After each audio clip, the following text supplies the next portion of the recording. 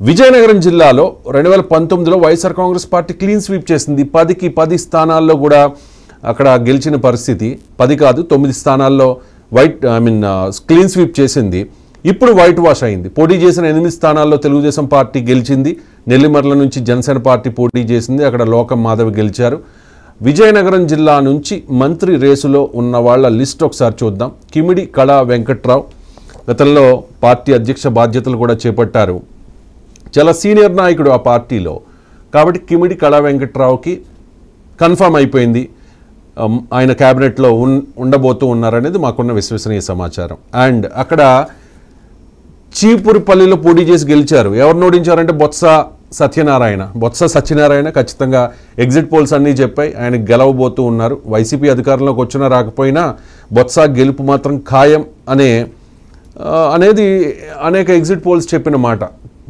అటువంటి బొత్సాను, ఆర్థికంగా బలమైన బొత్సాను, వైసీపీలో చాలా సీనియర్ నాయకుడిగా ఉన్న టాప్ 5లో ఒక నాయకుడిగా ఉన్న బొత్సాను ఓడించిన కిమిడి కళా వెంకట్రావు ఆయనకి అదనంగా ఉండే అర్హత ఇది. కాబట్టి కళా వెంకట్రావుకి ఆల్మోస్ట్ మంత్రి క్యాబినెట్లో బెర్త్ కన్ఫర్మ్ అయిపోయింది.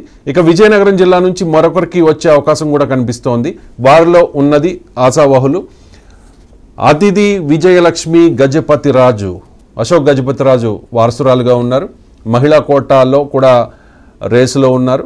అలాగే జనసేన పార్టీ నుంచి గెలిచిన ఏకైక మహిళా ఎమ్మెల్యే లోకం మాధవి కూడా రేసులో ఉన్నారు. జనసేన నుంచి గెలిచిన ఏకైక మహిళ కావడం అండ్ పారిశ్రామికవేత్త కావడం, దాంతోపాటు మహిళ కాబట్టి అవకాశాలు ఉన్నాయి. కిమిడి కళా వెంకట్రావుకి దాదాపు కన్ఫర్మ్ అయిపోయింది.